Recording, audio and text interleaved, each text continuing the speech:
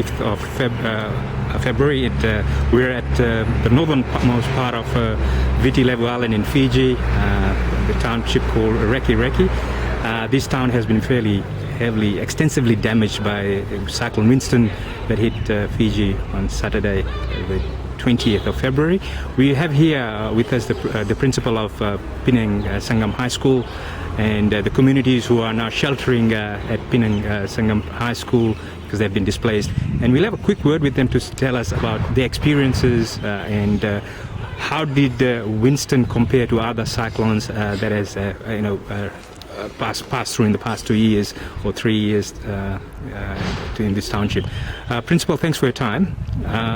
Can you just go through your experiences, hours before when Cyclone Winston crossed Reki, and I can see there was lots of damage here, extensive damage to the schools. And Principal. Hi, thank you very much. I would say Cyclone Winston, as it has been named, it was a monster, and it was a lifetime experience for all of us. I think we have never ever seen any cyclone as such, and the damages that you could see, it had been severely hit, and I would say Reki had been severely hit by this cyclone. Just hours before, we had been stationed at our education office monitoring the situation. I came to my school around 4 o'clock in the afternoon, where the evacuees started coming to our school. We had, I think around 5:30, we had about 47 members at the evacuation center. And I think the cyclone hit us around 5:30 or 6 o'clock, and it went on finishing around 10 at night. And the damages, I think most of the families currently are without homes. It has all been damaged. As you can see, the school, it has been severely damaged by this cyclone, and we are trying our best to get things in order so that when students are in school, I'm sure the students would have really suffered a trauma, and when they are back in school and it's all scattered around, it will create more trauma to them.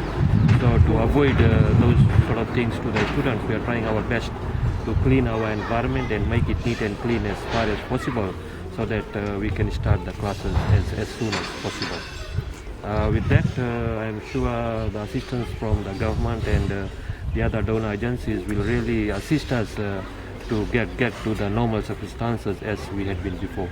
But I would say this cyclone has taken us back more than 10 years. As far as getting children back at the school, I know there's evacuees here. The first thing that comes to my mind is that how do we get the evacuees back to their home, assess their home situation so that they have their livelihood back before the children returns. So what would be the priority here in getting the school back to some normalcy for you, Principal? As for the evacuees, I think the government is looking into that. But our priority currently is just to trying to get the classrooms in order and ensure that when the students are in school, then we have places for them to sit and study.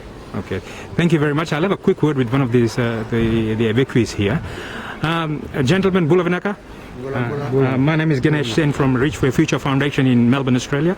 We're obviously here to see and assess the damage that has been caused by this cyclone. It is very sad and devastating for us. What would you like to happen now from here onwards? What's your priority? What do you want to happen from here onwards? Do you would like to go back to your home very quickly?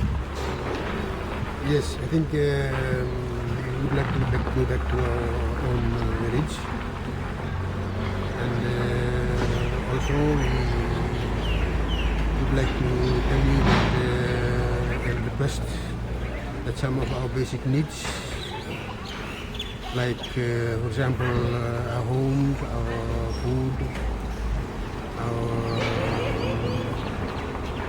the education of our children, to be going back to normal.